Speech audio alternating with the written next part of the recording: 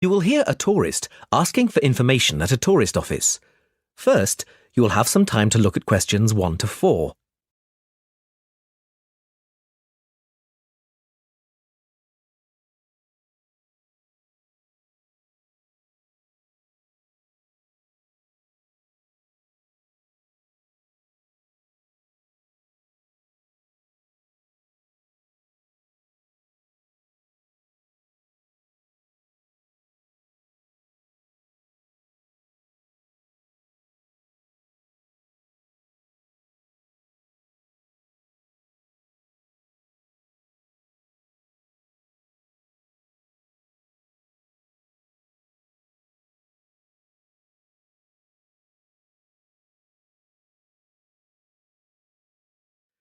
Now we shall begin.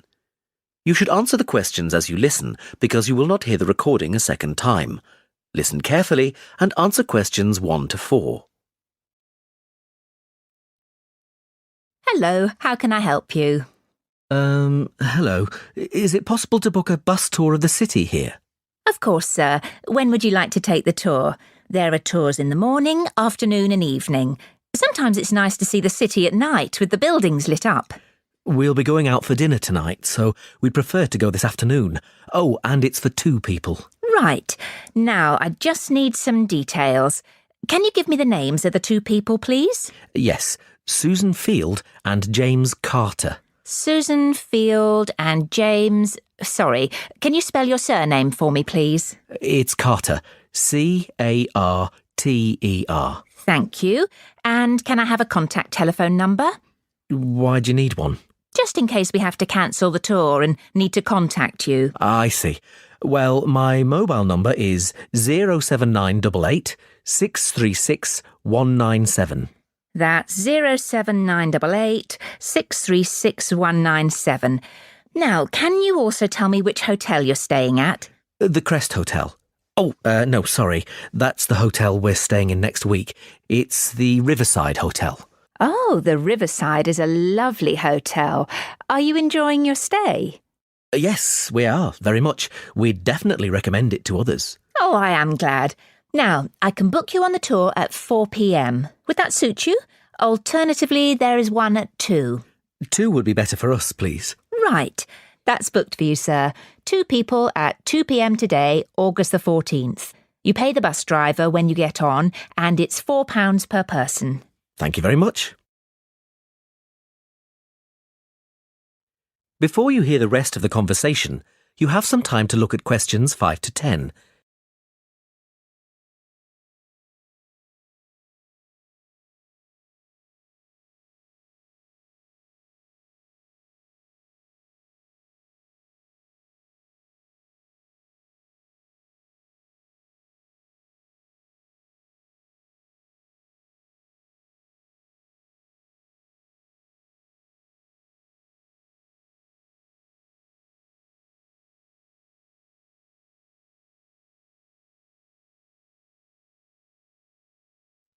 Now listen and answer questions 5 to 10. Can I also ask you about the museum in the main square? I was reading about it in my guidebook and was shocked to see that the entrance price is £10. Why does it cost so much? Well, the museum has the largest collection of Latin American art in Europe. People come from all over the world to see it. But that's not the reason why it's so expensive to get in. You see, the building is very old and it needs repairs. The £10 ticket cost will go towards repairing the roof and the walls. I see. Well, I suppose it's worth paying £10 to see the collection. Yes, I think so too. Is there anything else I can help you with? Actually, there is. I was wondering if you knew of any good restaurants in the area. Well, there are a few restaurants near the harbour and a couple on the beach, which are nice. The problem is that the smell of the fish market is quite strong down there. I don't think my girlfriend would be very pleased. I know what you mean. It's not very romantic, is it? My advice would be to go to the next town. It's bigger and the restaurant selection is wider. You can get there by taxi and it only takes about 10 minutes. The town is quite picturesque. Is it for a special occasion? Yes, it's my girlfriend's birthday, so I'd like to go somewhere special. Do you know any of these restaurants well enough to tell me about them? Well, I know about a few of them, and there are pictures in this leaflet here. Oh, this one here is lovely, the Bellevue, and it's extremely popular. It has a famous chef, so it's not cheap, but the standard of the food is very high. It's right by the sea, and there are wonderful views if you get a good table. Then there's the Lighthouse Cafe, you can see the picture here, which isn't really a cafe at all. In fact, it's a great restaurant, and a lot of TV celebrities and actors eat there. The place has been going for over 100 years. It's quite an institution around here. I'm not sure about those two. They sound too expensive to me. I was thinking of somewhere small, not too upmarket, but with good food. In that case, what about Harvey's? The same family has run this restaurant for over a century, and it's reasonably priced and really popular with local people. Oh, and there's another family-run restaurant, Stonecroft House. New owners took over a month ago, and they're getting good reviews. There's a new chef there, and the food is meant to be very good. This leaflet has the contact details for all the restaurants, so you can just call them if you'd like to book a table. Great, thanks. You've been very helpful.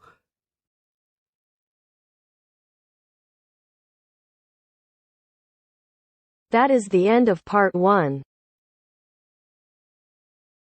You now have half a minute to check your answers.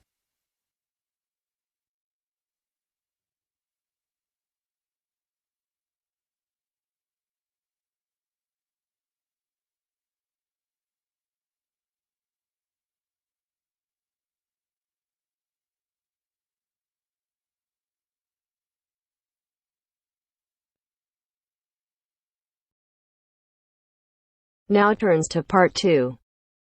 Part 2. You'll hear two teachers discussing a school trip. First, you have some time to look at questions 11 to 16.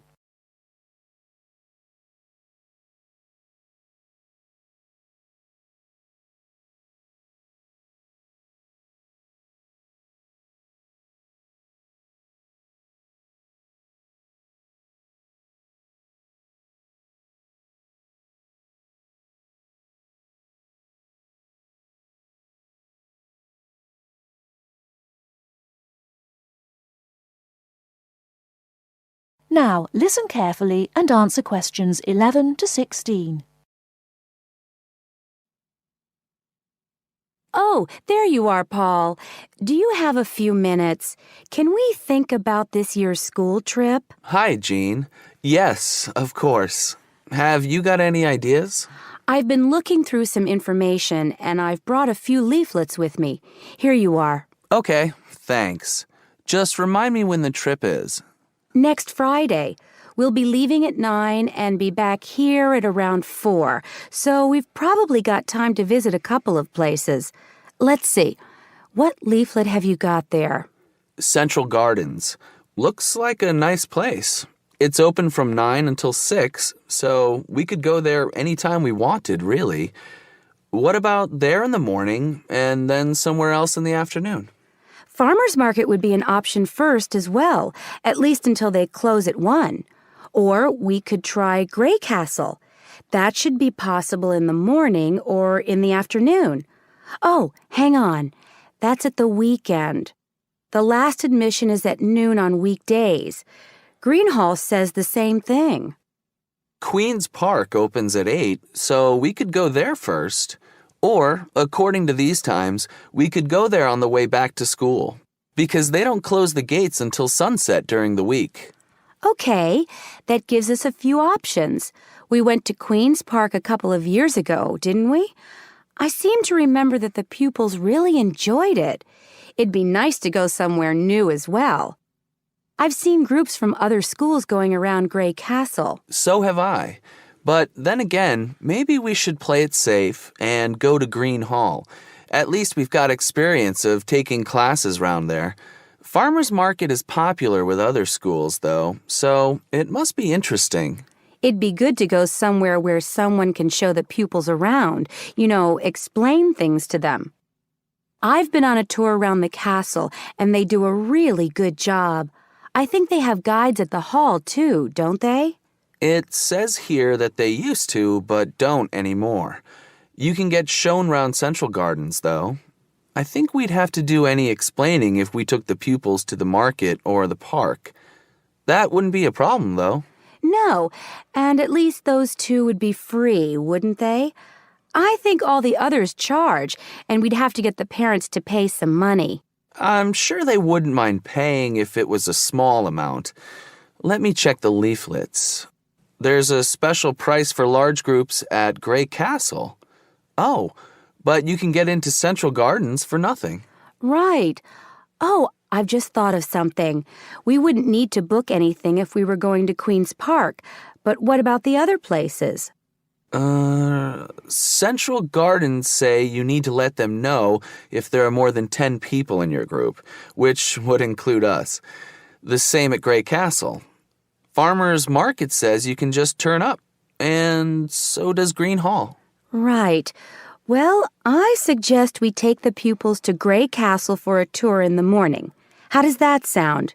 Yes, sounds good. We should contact them to book it as soon as possible. In the afternoon, we can do something a bit more relaxed at the park, and we'll have to think about going to Green Hall another year. Shame Farmers Market isn't open, but we can't change the day.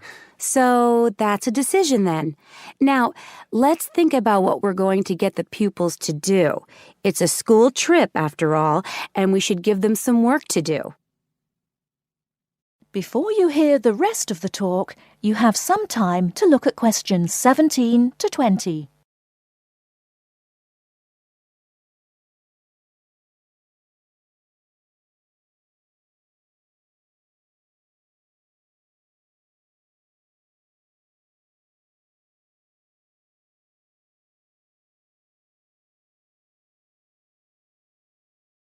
Now listen and answer questions 17 to 20. I think they should know something about the place before they go. That way they know what they're looking at, and they'll be able to write about it better when they get back. I'll put some information together to look at home and give them copies after the next lesson. Good idea. I'll write something for them to do as they're going round the place. We did a quiz last year, and that worked really well.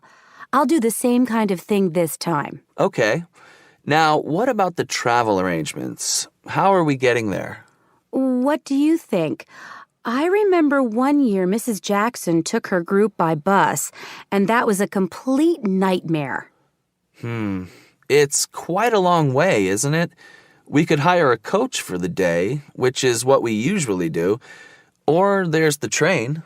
It's rush hour, though, isn't it? So it'll be really crowded. And it'll be more convenient for the rest of the day if we've got our own transport. Yes, we'll do that then. Anything else? Oh, we need to let the parents know what's happening. We could ask the office to call everyone. It would take too long with so many. I know when we send a letter home, there are always a few pupils who lose it, but not all the parents have email yet, so I don't think we have any choice, really. I'll write something and take it to the school office this afternoon. Right. I'll go and tell the pupils the good news.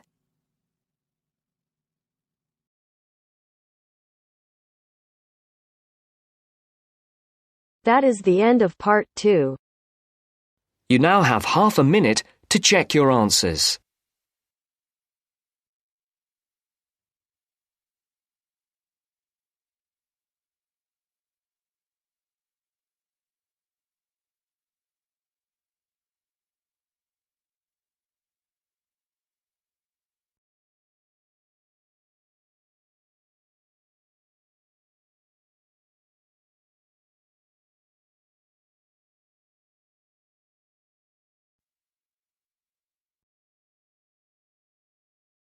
Now turns to part 3. Part 3. You will hear two students, Jenna and Marco, discussing a business studies project they have to do. You now have 15 seconds to read questions 21 to 24.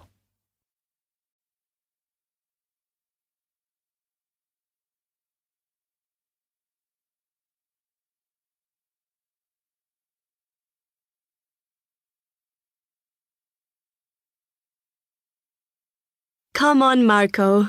We've got to get on and sort out this project for Professor Buckley. Hang on. I want to make sure we've got all the information. Now, where are we? Well, today we need to sort out exactly what we're going to do and how we're going to divide the work up. Okay. How long have we got, by the way? The end of term is April 6th, and he said to hand it in on week 8, so that's March 25th at the latest, because the beginning of that week is the 21st, so not long. Right. Have you got the notes there? Yes. He wants us to do a fairly small-scale study, like the last one, on whether or not businesses were offering more benefits to staff. And we've now got to look at the rise in older workers. It should be fairly straightforward. Yeah, as long as we keep it small. Who's marking it? I don't know. Sometimes he gets the PhD students to mark it for him. Oh, actually, it just says here, a senior lecturer. I suppose it's too much for Professor Barclay to do them all. Yeah. Anyway, how are we going to go about this? Well, we have to decide how big we want it to be and who. Yeah, but I think we must sort out a timetable for the project. Otherwise, nothing will get done. Okay. Do you want to do that? All right. I'll do it as soon as we finish here. Before you hear the rest of the talk, you have some time to look at questions 25 to 30.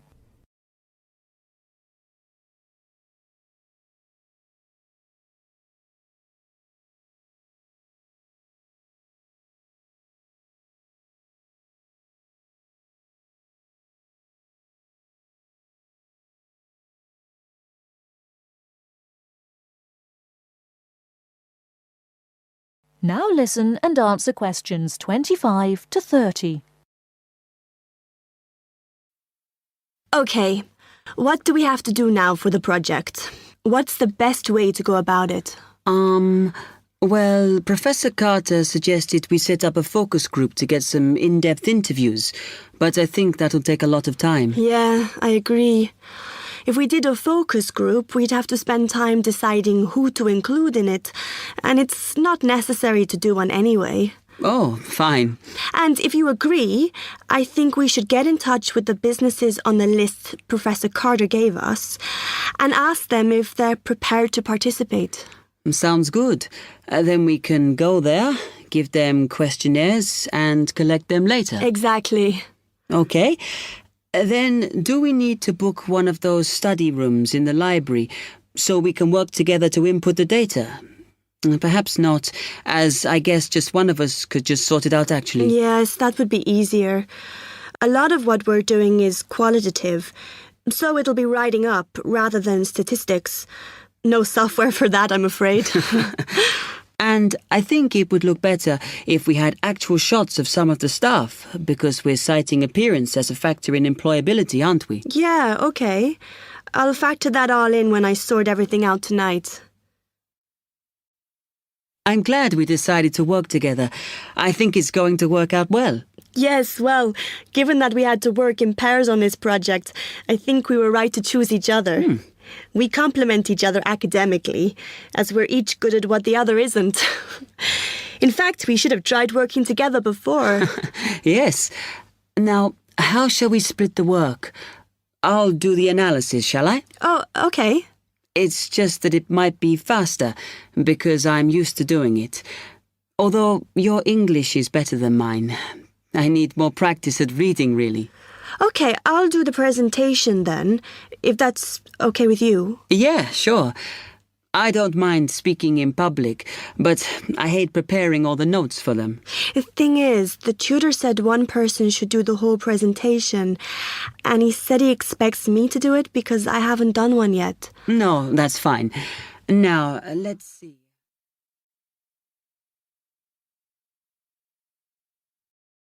That is the end of part 3.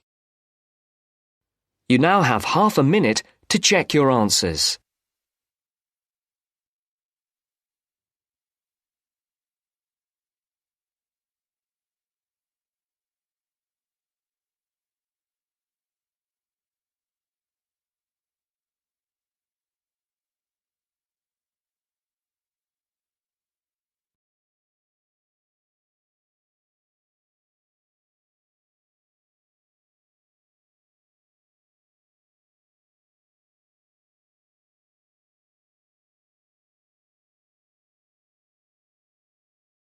Now turns to Part 4.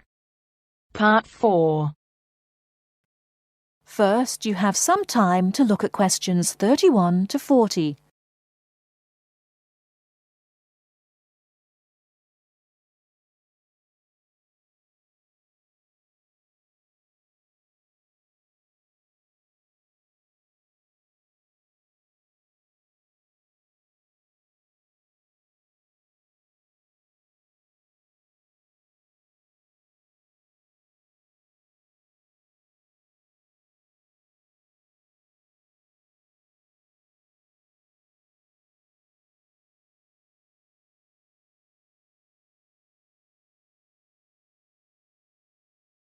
Now listen carefully and answer questions 31 to 40.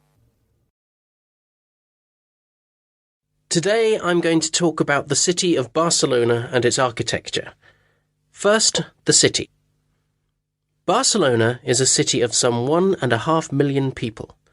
It is a port situated on the northeast coast of Spain in the province of Catalonia. The people speak Catalan as their native language, but most are also fluent in Castilian Spanish and some speak English too. The city centre is surrounded by a ring road which encloses a grid with two major roads running diagonally across it. These are the Avenidas Diagonal and Meridiana. Probably the most famous street in Barcelona is La Rambla, which connects the Plaça de Catalunya in the town centre to the statue of Columbus on the water's edge. All along the centre of this wide boulevard are stalls selling flowers and artistic works. Barcelona was founded by the Carthaginians from modern-day Tunisia in North Africa. It grew under the influence of the Roman Empire, later becoming the capital of Spain. Under strong government, it expanded its trade, exporting cloth to other Mediterranean ports, and establishing itself as a financial centre. It went into decline after 1400, and in 1640 it was the centre of the Catalan Revolution against King Philip IV of Spain. Now it is considered by many to be the cultural centre of Spain, and the Olympic Games were held there in 1992. Now to the architecture. Throughout the city, there are many fine buildings, churches, cathedrals, markets and squares, which date back to the 13th century. One very fine square, which can be entered from La Rambla, is the Plaça Real, or Royal Square. This was built by Molina in the 19th century. 7 narrow passages lead into a large central area, which is surrounded by 2-storey buildings. Most of the ground floor is occupied by restaurants and bars, and it is traditionally a place of music and entertainment. It is impossible to talk about the architecture of Barcelona without mentioning Gaudí, who dominated the scene from the 1880s until his death in 1926. His style was unique, a decorative form of Art Nouveau, the style of the 1920s and 30s in Europe. It was based on organic natural forms, which often seem to defy the qualities of the materials they are made from. I will mention just 3 of his best-known works today. The first is Güell Palace. This was built for the Count of Güell, one of Gaudí's main supporters. The building features 2 arched gates, which lead into the stable area. Inside are 2 circular staircases, one for people and the other for horses. The ground floor is built of brick, but there is also much natural stone used in the construction. The roof is quite fantastic, with brightly coloured sculptures built around the chimneys and ventilation shafts. Another project commissioned by Güell is the park named after him. This was meant to be a garden city with 50 houses, but in fact only 2 were ever finished. The influence of nature is strong in the cave-like spaces and animal figures, and again, much use has been made of brilliantly coloured surfaces. But the greatest of Gaudí's works is still under construction, and it is not expected to be finished until 2041. He began work on this cathedral, known as La Sagrada Familia, Church of the Holy Family, in 1882, which means that it will have taken 159 years to complete. The finished building will have 18 towers, the highest being 170 metres high. The building will be 95 metres long by 60 metres wide, and it will hold 13,000 people, a truly impressive monument to Gaudi's great genius. And that's all we have time for today. Next week, we'll look at some of Gaudi's smaller projects and also his furniture designs. Please make sure that you complete your assignment on Le Corbusier by this coming Friday. That is the end of part 4. You now have half a minute